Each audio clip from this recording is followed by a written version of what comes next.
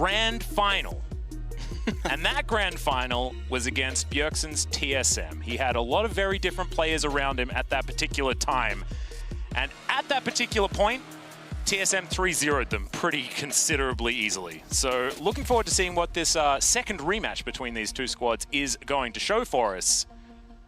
As we do already have the bans coming through. Caitlyn, the Syndra, and the Ornn all banned away by LGD. And TSM taking away a couple of the power picks here in Xie's Twisted Fate, which has always been very good, and the must-ban Lucian that should never get through a draft. And well, Caitlyn, Syndra, Ornn by LGD is a bit interesting, given that they are on blue side. Renekton, we did just finally see it lose, and it was taken away. So I'm curious what LGD are actually going to go for. Also, given the nature of the match, are we going to see anything a little bit more for fun? Yeah, Camille wouldn't necessarily be a for fun pick, neither would the Orianna, which is going to be locked away. So LGD looking like business at this particular point in time. As we'll see what TSM have in mind. Nidalee's still available, definitely going to be a priority pick for both of these teams. But the jungle is feeling pretty wide open at this point in time. So, you know, Graves there as a response, Lilia also available. Last time these two teams met, it was the Longxing and Peanut show when it comes to that particular game. And it was, in fact, the Lilia that was what Peanut was piloting. As there's the Zilean lock-in. Spica thinking about an Amumu.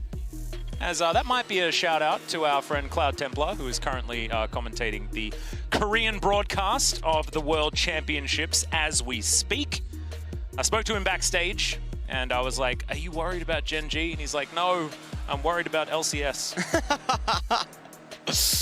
As Graves going to be the lock-in here. So it doesn't look like for fun is really happening, but TSM wanting to go out with their playstyle intact. And of course, Bjergsen, a pretty standout Zilean player, even if it didn't necessarily work out against Gen G in their first outing. As Peanuts, Nidalee likely to be picked up. That will be locked away as we're looking for an AD top laner. Could, of course, just be a Camille, theoretically, out of Longxing right here, or they could take away a priority AD carry or support or something like that. And it is going to be Mark's Pantheon locked away here for LGD. And I feel like the LGD draft right now with Nidalee and Orianna. Now, the Orianna is going up against Zilean, so she should be able to actually get control over the early stages of the laning phase, and so we'll see what Peanut's going to be able to do with that kind of freedom. Pantheon likely is going to be in the support role, probably not going to see any sort of flex shenanigans. Now Camille is being locked in for TSM, and so the bot laners, still a little bit unknown. I'm curious where they're going to end up going.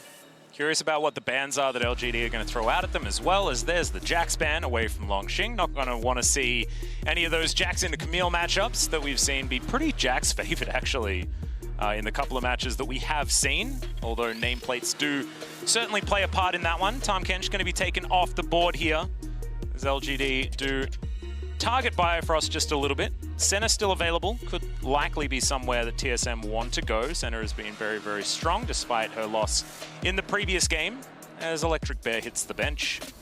Not going to be seeing him out of Longxing. And, well, let's see what the final ban is going to be here. It's going to be the Leona. Okay, Mark's like, I've locked in my champion and my opponent is not allowed to play any of theirs. Could make some sense. Could see Double F just take away the center here, but the Ashe is also available. Looks like that is going to be the route that they're looking to take. It's now Kramer. What is he going to be playing? As I think might just be the center. I think that they take the Ashe because it's a vacuum answer to the most common remaining marksman down in the bot lane, both the Senna and the Jhin. And Aurelia, as it turns out, is being hovered right now. Oh, now moving over to Jace. Now Shen. Okay, Shen getting locked in towards the top side. That is going to be Longxing's answer to this Camille. Taric isn't even bad here. I know that's a very uncommon support that we don't see a lot. Yeah. Thresh, though, is another answer to the Pantheon. Flay can be very strong when he's trying to get in there with his stun, especially if it's used onto his lane partner. So Don't mind it, but it is going to be the Freljordian bottom lane instead, as Ashe Braum to be locked away by TSM. And we've got double shields on the bottom side of the map. We'll see who's going to be able to keep their teammates alive the best. As these are going to be your compositions. LS, how are you feeling about both LGD and TSM coming out of this one? I think it's no doubt in anyone's mind that TSM has a lot more scaling than LGD. My big worry is that TSM's their own greatest enemy in a lot of cases. And there definitely is a lot of explosiveness that can happen on the bottom side of the map that I think would offset the top side scaling. So things get a little bit scary. I don't feel that confident that TSM's going to manage to juggle the level 6. Could certainly be dangerous. Also, LGD with the access to the double man drop. If Stand United is going to be used with the Grand Skyfall, means that they will have a lot of global flexibility with those two champions. Looking forward to seeing whether LGD can get things done in the earlier stages, because it was a very disappointing performance that they put up last time around. Now wanting to try and bounce back. However, the North American faithful will be behind TSM, who certainly don't want to be heading home with the record sitting as it is right now. An extra victory would certainly help as far as keeping their eyes on the prize moving into 2021. You could imagine that both of these teams not necessarily in the greatest spirits, so I think that psychologically a lot's going to be going on in this particular game between these two, and it's who's able to keep their heads in it rather than letting results get to them. So we're doing these final checks to try and get into our 5th game of the day. Of course, groups haven't been sorted just yet. Still waiting to see whether it's going to be Fnatic or Gen G that are going to come out in that first place.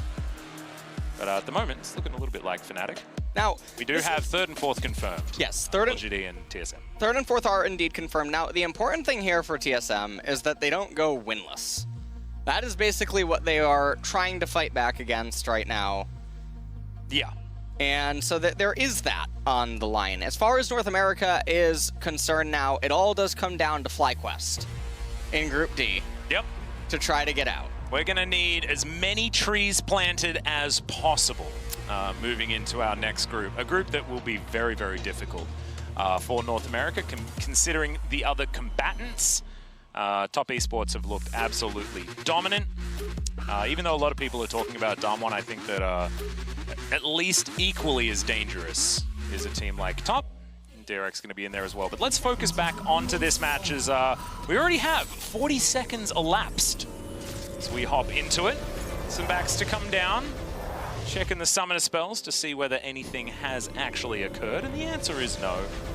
So we do have a bit of a ward on the enemy Brambleback put down by Longxing.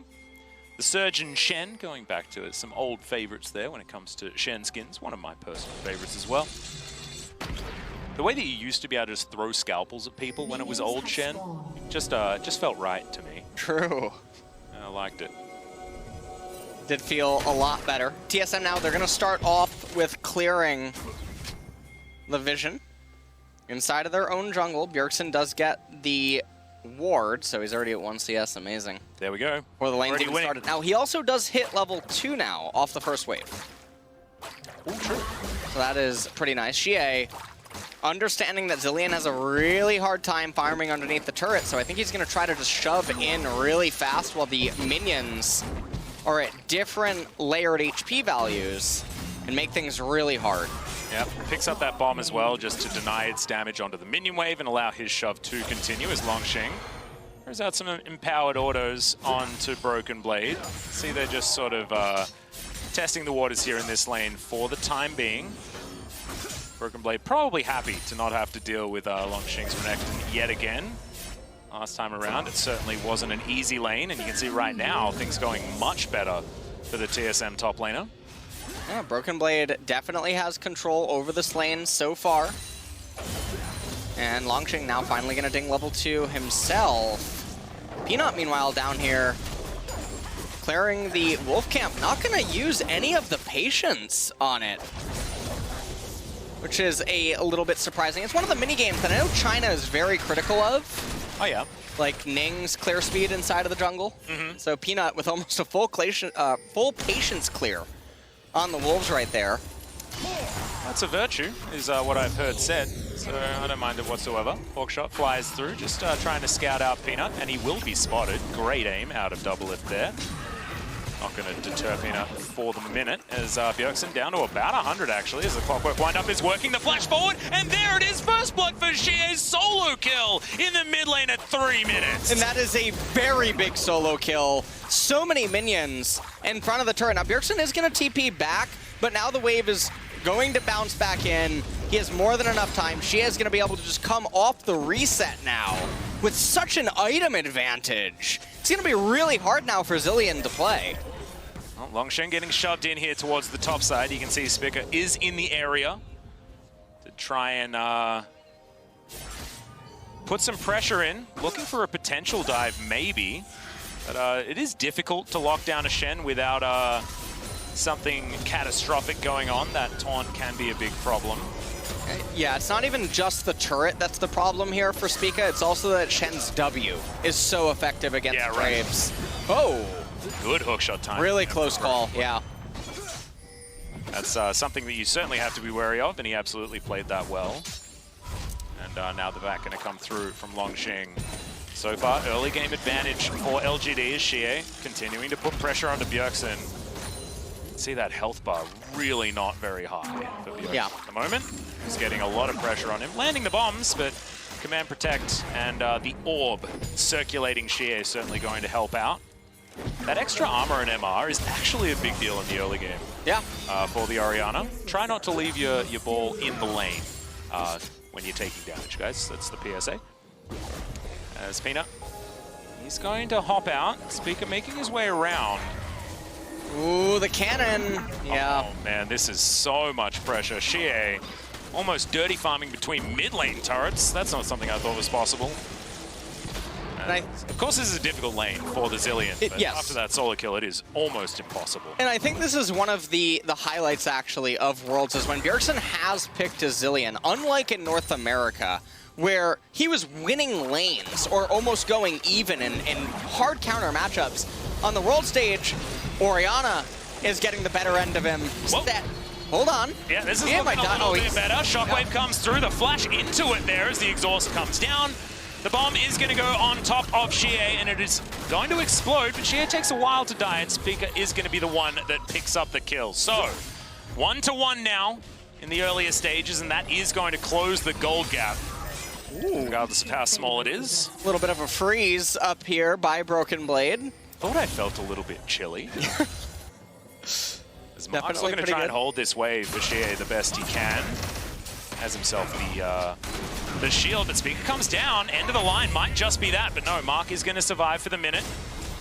Tried to hold as much as he possible. Oh, he's going to be able to give it over. Wow, that's actually really important. The experience being the biggest part, but also being able to get the gold for it as well. Xie doesn't actually lose as much as he possibly could have. As Longxing in there, Spirit's Refuge actually to deny any sort of answer from Broken Blade, and that's going to win a trade for the LGD top lane. A flash forward, that's going to be the stun Spica, nailed by the spear, and Peanut gonna help the support lock down the kill. Sometimes when you see supports getting kills, you feel bad, but when it's Pantheon, you don't feel as bad. And also now they're able to exert a little bit of pressure onto Broken Blade in the top lane, who had been doing such a good job on his own accord in this Camille versus Shen matchup. And so currently as the game does stand, there's a small gold advantage for LGD. The bot lane, we haven't really been getting too many glimpses of it, and as I say that, we do finally pan down here.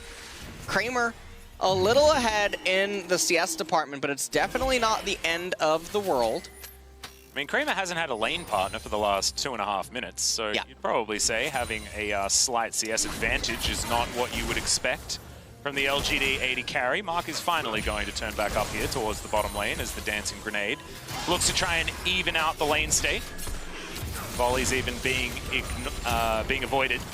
As Captive Audience comes through to try and get a bit of extra damage down. Not going to be able to do anything there as the minions were the ones that procced it. There's now TSM slink off into the river and look for this first Cloud Drake of the game at 7.5 minutes. Looks like they should be able to grab this uncontested. And LGD right now are aware of this, but yeah, there's no way they're going to be able to move over here. Ooh! Oh! Arrow connects. Great shield timing, but I don't think it's going to be enough as Mark is going to go down by Frost. Grabbing that kill. They get the flash out of Kramer as well. That's going to be the lockdown. Spear almost connects, and the curtains have been called. Scoping out Biofrost, who I don't believe had the Unbreakable, and now just going to hold it for the minute. I do like the music, so I like it when our Jhin players do hold onto the curtain call. It was really important that they get the kill at the time that they did, and Shen did not end up appearing down in bottom. And so I feel like TSM, they've really weathered the storm so far. Longxing looking for a little bit more of a battle here towards the top side.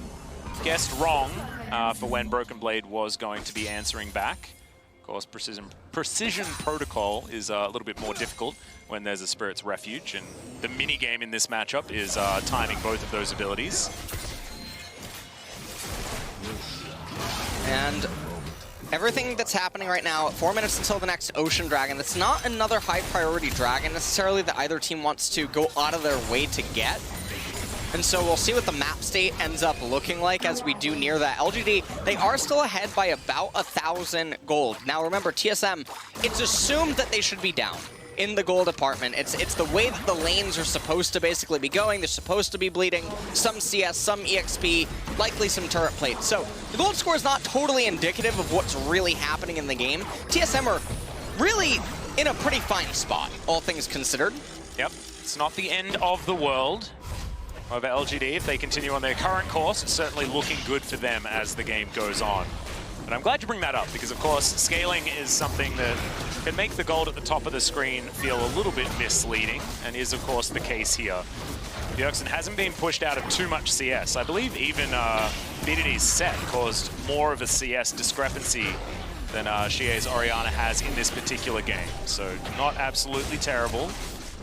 And that TSM versus Gen G game was pretty competitive, to be perfectly honest.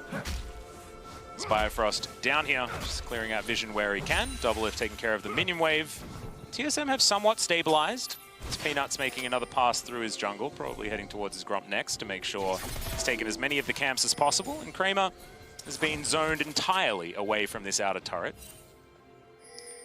Not a whole lot able to really go on unless LGD consent to it. Kramer coming in. Does land that deadly flourish. Yeah, exactly. Stun comes down onto Biofrost, but that is a pretty good unbreakable. The shields are going to come down. Arrow connects there from Doublelift as collateral damage. And a bomb onto Mark. Flash forward and Doublelift grabs the kill with a volley. He did the calculation and got there in the end. Single man shockwave, but that is going to net them a kill. Peanut grabs that one, and now Doublelift is going to be taken down as well. Xie going to get rewarded in the end. Ooh. Some extra experience going over to the speaker, but that is just on the way out. As Peanut spots out the Graves, collects himself a bomb as well, and LGD continue with pressure after that. The unfortunate thing about Doublelift flashing forward for the kill, yes, they get a kill and an assist, but obviously comes at the cost of his flash, which he's not going to have now for the dragon fight, if that even takes place. They immediately die shortly thereafter, and now Doublelift misses out on all of these waves of EXP. So it's not just the kill gold that ends up being lost out on. Herald goes out into mid lane, does a ton of damage to it. Zillion's tier 1 turret being almost gone before plates have even really dissipated is not a good sign for TSM. It's going to be very difficult to stabilize the mid part of the game, because you would assume that that tier 1 turret would still be up in a control mage versus control mage matchup. Definitely should be, and the matchup is a lot more important in this particular game. The Zilean can certainly decide a lot as this game goes on. Gaunt lands here towards the top side. It's Broken Blade, slightly caught out of position, looks for the stun, doesn't quite get it there onto Longxing. However, it doesn't really matter. It's just looking to try and get trades where he can. Both of these top laners not feeling under too much threat at this particular point in time. As this one continues. Bottom side of the map, Storm Razor completed by Kramer. 107 to 109 as Doublelift has brought back the CS. And only 002 here for Kramer so far, so a bit of a quiet game for him. And a turret plate going over to Doublelift is certainly good news for TSM. Xie clearing out the mid lane, and they're not going to look for any extra pressure. So the game's certainly slowing down. Yeah, the game is absolutely slowing down quite a bit right now. LGD, they are up about 2,000 gold. And when you look at the levels across the board, they're up 1 in top lane, 1 in mid lane. And I'm not really quite sure exactly how close both the junglers are, but do remember that Bjergsen has given over some EXP to speak of. So... Shockwave. Okay, Bjergsen might have to throw out the Chrono Shift, as he's going to hold it until the very last second, and in fact, that second doesn't actually come. So, second Drake taken by TSM in the meantime, and it is going to be a Mountain Rift here today, as Peanut almost gets caught out by the little rock coming up there, and Speaker is going to have to use his flash to get out of the way of the pincer move between Pantheon and Nidalee. And he goes back into... Oh, Frost. Unbreakable to deny that particular pick, as Peanut not quite able to get the smite. So that's good news for TSM. Small victories. They're small, but not insignificant, as Longxing looks for some cheeky autos there onto Broken Blade, who's going to get slowed down. Tactical sweep coming on in. But yeah, I mean, the more I commentate these top lane skirmishes, the less I realize, the more I realize that it's not all that important. I'm really curious what the grass stacks are on both of these two parties right now, because they have really been hitting each other. Yeah, that's like the true deciding factor of this matchup. How many have been denied by the Spirit's Refuge? Maybe that's a question we could ask. But even then, it's not very important, ladies and gentlemen. I think elsewhere on the map is going to be the best thing to watch out for, as both of these top laners are going to be aiming for very different things as these games go on. I mean, Shen is a split pusher, but only because he can get to his team at a moment's notice. Camille's a split pusher because she can murder turrets very, very comfortably. So if you leave her alone, she's going to be very, very scary. And let's see how both TSM and LGD are going to utilize their topside solo laners as the game progresses. A couple of dragons going over to TSM is definitely good news. Mountain Soul in about, you know, theoretically 8 minutes time, or very close to. Spear going to go a little bit wide there. Aimed out by Peanut, as LGD are wanting to take down this outer turret. And like you illustrated before, this is a big deal. Yes. And the problem with it now is that the vision play around mid is going to be a little bit more difficult for TSM, because normally you would assume, again, well, hold on. Well, hold that thought. This is a lot of people moving towards the top side as Longxing realizes it. Spirit's Refuge actually does mitigate a lot of damage, but the double bomb comes down. Broken Blade is going to grab that kill, and it looks like TSM had enough of this gentleman's agreement on the top side of the map. Yeah, I'm not totally sure why he flashed there, given that Broken Blade had Hextech Ultimatum. So no matter what, he would get locked up regardless and just end up being brought down. But anyways, LGD, at the end of it all, Kramer now, he's going to get the solo turret proximity gold as well as the turret capture for his team there on the bottom side. Spica is starting the second Rift Herald. Ooh, turret also going to go down here, 4 members. And double lift off to the side for TSM. Broken Blade lying in wait. Seeing whether he can start something off here, as the arrow is going to connect towards the backside. Double taunt is huge by Longxing, though, as Speaker gets himself out of the way with the collateral damage. Meanwhile, Broken Blade dives into the backline. The shockwave used just to try and get rid of the Camille, as the curtains have been called. First 2 shots are going to miss, but the third one's good onto double lift. Broken Blade sniped, as well as Peanut has to get the heck out of there. Looks for another spear, but the Unbreakable is good. No! Kramer locking down the second one for himself. And LGD now have TSM cornered underneath their turret. Chrono Shift still on cooldown, and Peanut still stalking his prey. Bjergsen just locking up what he can. Spica didn't quite know where to walk, but is going to be safe in the end. And LGD are going to win a fight and look for their third turret of the game. And what looked like was going to be the start of some good news for TSM just turns around so quickly. And LGD now, they raise yet another turret, and they extend their lead to just over 4,000 gold here at 17 minutes. And this is very problematic for TSM, because also Mountain Dragons are coming up. So we take a look at this. Stand United in on Pantheon. He goes in onto Biofrost, lines up perfectly for the Shen taunt. Broken Blade with some really good execution over the ledge. Hextech Ultimatum, they didn't quite have the ability to kill Xie. Everyone from TSM was thinking that they were going to disengage. Some of the curtain call bullets ended up whipping. Peanut tries to go in. Little bit of mechanical footsies going on between these two teams, and Kramer with just a beautiful, deadly flourish yet again.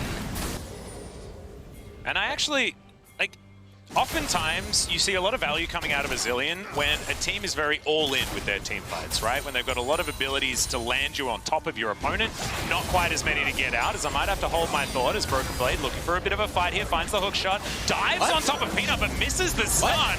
And the Chrono Shift is going to get there at the very last instance, but it's not going to be enough. Pulled back with the Shockwave, and a little bit overly aggressive there by Broken Blade as LS looks very, very confused as to why that just happened. And the thing that's so bizarre about it is that Mountain Dragon is up, and they're randomly going for something like that. Now, Xie as well. Yeah, Flash does come through to get himself out of the way of the arrow, but he still takes a lot of damage. Kramer looks for another deadly flourish, but misses it. Gets 6 points in my particular country when he's playing football, but however, not going to get anything when it comes to League of Legends. Peanut, he's looking for this Mountain Drake, the first dragon for LGD of the game. Mark's going to be there to play goalie, and Shen's pushing out the bottom lane. This is going to go over to LGD very comfortably and head us towards a 5,000 gold lead for the LPL team in their final game at Worlds. And this is just very, very unfortunate for TSM, because had TSM gotten a Mountain instead of the Cloud, and then LGD just got a Cloud Dragon, it's not as painful. But now that LGD are the ones that they were fortunately in control of the game at the spawn of the Mountain Dragons, now they capture it. It's very brutal because they're getting very, very good combat stats for their team. And then in addition to this, I mean, Graves, he's going the lethality build. Every little point of armor that the enemy gets is that much more painful for you. Yeah. Oh, man. LGD now pushing into TSM's jungle, trying to deny everything that they can. It's a suffocating playstyle that you have the luxury of doing when you're this far ahead. And Peanut looking to try and grab the Bramble back away from Speaker as well. See whether Speaker's going to be able to grab it. And he does. End of the line Smite going to be able to lock that one down. As Broken Blade finds himself a control ward. LGD know that he's slightly out of position looking for that flank. As Shirley going to pop her head up out of the river and just march towards this inner turret. TSM look to defend. Looks like they are going to be able to now, as the Spear not going to find double lift. Deadly Flourish as well going to be avoided.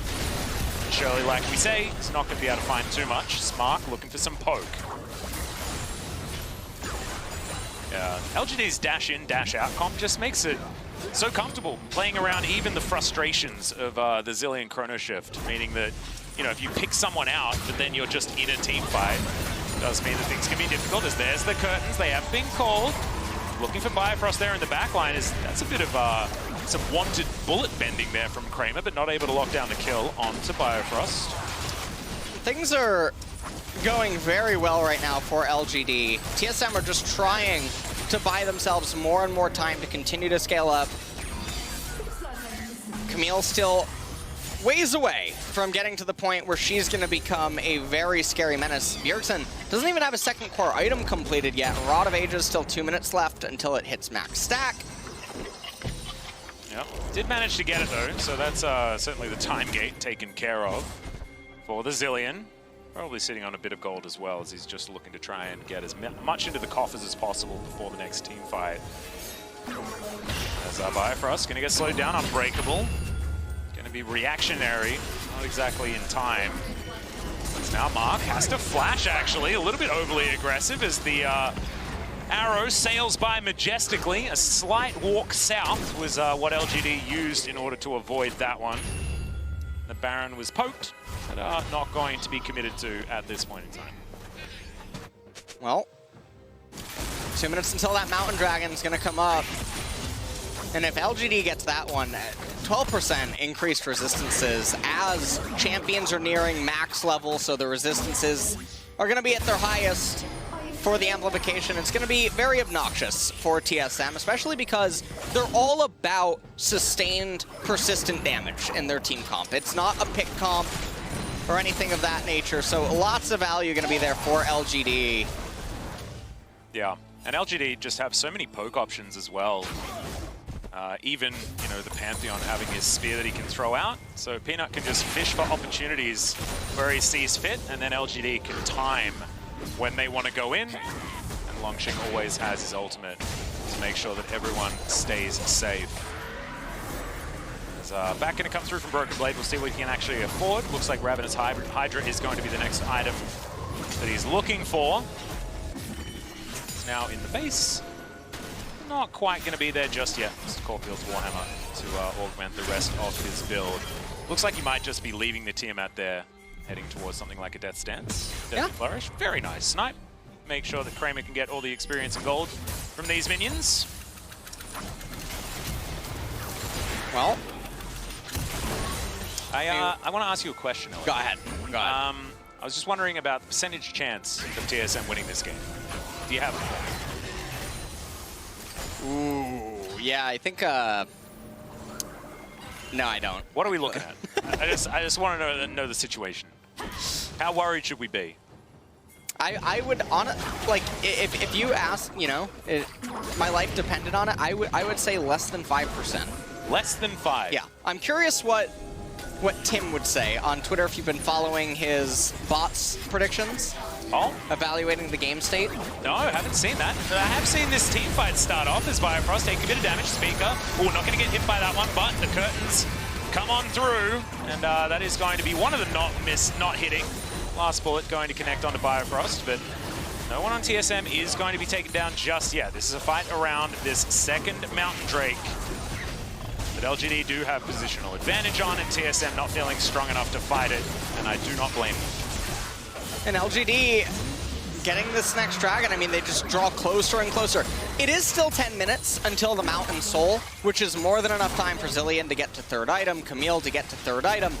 But at what cost are they going to end up just giving up everything on the map? They're not in a position to really fight right now, although Kramer... Yeah, unfortunately, Arrow is going to miss there from Double It. Good flash comes out to avoid it by Kramer. It's now Broken Blade looking for something. The rest of LGD just going to back away, and their disengage has just been flawless this game. Whenever TSM look like they want to fight, LGD are like, no, I'm sorry. It's just not happening today. They're doing a very good job at controlling basically all the sideways. LGD right now. Ooh, Speaker. Ooh. Deadly Flourish is going to connect. Spear goes through. Bjergsen blocks it. Nicely done. TSM still feeling on the ropes, though. We got a little bit of an ARAM happening here. It is? Yeah. Both of these teams are in China, but experiencing the NARAM, although we kind of took it in Korea. Oh, we had the KRAM as well. The KRAM was far more prevalent. I do definitely want to shout out the LCS. Weren't necessarily ARAMing as much as we were in seasons past. But in this game, that was a lot of time spent in mid. Yeah. Bit of a revisit to the NARAM. And it looks like all the utility items are there on the side of LGD. They're fully equipped for a team fight, if it would end up happening. Although they're so close to completed core items. If you just look at their inventory right now, it would be a little bit bizarre if they're really going to insist on a fight. Arrow connects onto the shed, not exactly. Oh! 3-man shockwave in the back line! Deadly Flourish locks down one, and TSM, they are running for the hill. Speaker battling here against Mark, and not exactly winning out here. Jungle versus support as TSM limp away from Xie's orb.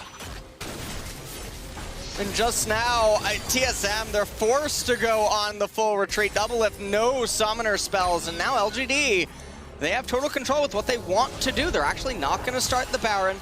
And this is what I was mentioning, in that Jin, so close to his completed item. You have Xie and Nidalee very close as well. I think that Longxing, I don't know if he's going for the Warmogs, or if he's just going to go for the Knight's Vow and go down the supportive route. Yep. So we'll see what happens there. There's the third item completed for the Jin. Oh, she is so close to Zhonya's as well.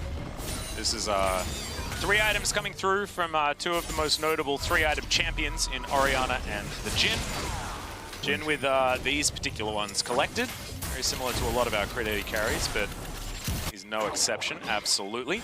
As Grand Skyfall comes through, that is going to be the Stand United compared with it, as that is going to be the Chrono Shift having to be used very, very early in this fight onto Bjergsen himself. In goes Broken Blade. They're looking for Mark. He's very low, and that is going to be the Hextech Ultimatum that locks down the Pantheon. Now Longxing going to have to taunt himself out of there as Bifrost does follow willingly, and now Broken Blade going to go into his stopwatch. For Longxing, he doesn't really care. He's got himself the Spirit's Refuge, keeps him alive for so long as now Speaker comes in, but collateral damage not going to be able to do enough to take down anyone more, and only Mark is going to fall after that one.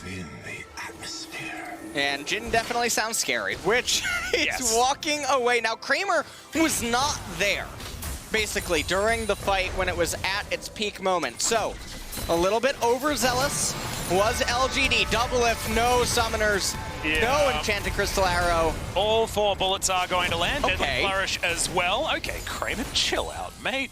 We get it. You can hit every skill shot. Well played. Double lift is going to survive, however. And it does mean that he has to go for a reset here. And 50 seconds now on the Mountain Drake. He should be able to get back as Bjergsen speeds himself up. Super Soaker comes in and does get the flash out of Peanut, who will have another pounce available if another bomb does come down. But that is a very valuable flash to come out from Bjergsen, who's coming alive now on this Zilean. We'll see if he can manage to keep TSM alive inside of this game, because all the pressure is on him. Now Speaker going to get tagged by the Spear. LGD now having to deal with a mid lane minion wave. It's going to give TSM some priority around this Mountain Drake that's going to be spawning in 12 seconds time. More experience, level 15 now given over to Speaker. Peanut going to be in a experience deficit thanks to the Zilean. Good news. Longxing very tanky right now. Looks like it might be a Spirit Visage potentially coming in next, but we'll have to see exactly what that item is going to be. Mark looks for the stun, does get it down there, but Stand Beside Me going to be in for Biofrost. That is going to be the Dragon taken by Double Lift, of all people. TSM did have control of the pit. Peanut goes for the smite, doesn't quite find it. In fact, this Worlds has not really been the greatest for Peanut's ability to smite. And this is definitely scary because the gold graph, I mean, you take a look at it on our screen, a little. It is stagnating very hard, and this is a TSM wonderland when things of this nature are happening. Speaker does not have smite. I think they're aware of that. Well, he's still going to try and get in there, but collateral damage not going to be enough, and Peanut is going to be able to secure the Baron. Broken Blade still trying to dive in, doesn't get the stun, but does find Hextech Ultimate. Two-man shockwave onto some very high priority members as the Chrono Shift is out already, and now the curtain call comes in. Hook shot out from Broken Blade, looking to try and escape this one as the final bullet barely too short there onto Biofrost. TSM do intelligently move over and will be able to take down this outer turret in the mid lane, and now they're looking for a fight. Arrow comes in, they're looking for Longxing first as they're fighting this one front to back, but LGD are going to survive, not taking very much damage.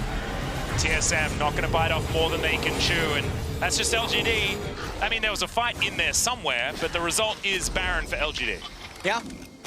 And so they do manage to extend their gold a little bit, so we'll see how this Red Bull Baron power play is going to turn out for them in the end. But Bjergsen, he's almost level 16. Camille almost likewise going to be level 16 as well. And we're reaching the point where Orianna, she's going down the utility item route. And so because she picked up the Morello and then the Zhonya's, she's lacking a lot of just raw power inside of her inventory. Shen, all of his items are now just becoming utility. It seems like he's going every which way. Picks up the Kindle Gem, doesn't get the Knight's Vow. So he's just sitting on 200 HP and some CDR. Maybe now he's going Locket of the Iron Solari. Nidalee picks up the Void Staff. But it's really coming down to Jhin. Even Pantheon, he's been stuck on the same items for a very long time. TSM are just consistently getting stronger. Graves almost has Mortal Reminder. And Double Lift now has his 3 items completed as well. A cheeky extra crit cloak also. As Peanut Gonna get tagged, but Deadly Flourish comes out onto Bifrost as well. Unbreakable is now on cooldown, which is important as Double takes half of his health bar from one spear. I guess that's why you build a Void Star third on the Nidalee. That did a heck of a lot of damage. In the meantime, Broken Blade's taking down an inner turret in the mid lane though. As Longxing does come back and looks to try and stop that one. LGD continuing the siege. And Kramer finding another curtain call opportunity. Bifrost going to be there with the Unbreakable, as we get to listen to the music for a little while longer. Waits out the Unbreakable there, but doesn't find the last bullet. They will be able to find the turret regardless.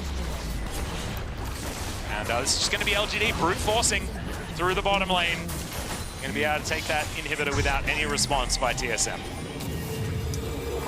And now the inhibitor going down isn't necessarily the end of the world if you are a TSM fan. This provides basically a lane that's now going to funnel them in gold. The only way that this inhibitor comes back to bite them, given that they have a Camille who has teleport available, is if they somehow take a catastrophic teamfight and die, and LGD can end through it. Yeah. But realistically, this should just be a gold and an experience funnel. Wow. Okay. Brownie's comment. Picking the gap. Absolutely. That one is going to drift majestically around the globe that is Runeterra, as I recently learned. Yeah. I'm glad you've been keeping up. Thank you. On your reading. Yeah, well, I mean, after our first day of Worlds, I mean, you blew my mind with that information. That means I'm always aware that there could be enchanted crystal arrows coming from any which way, considering how many have been fired off the side of the map. I just liked the idea that it was flat, you know, heading off into nothingness, and then I'd never have to worry about them again. It's Broken Blade just dealing with super minions, certainly equipped to do so, as is GA.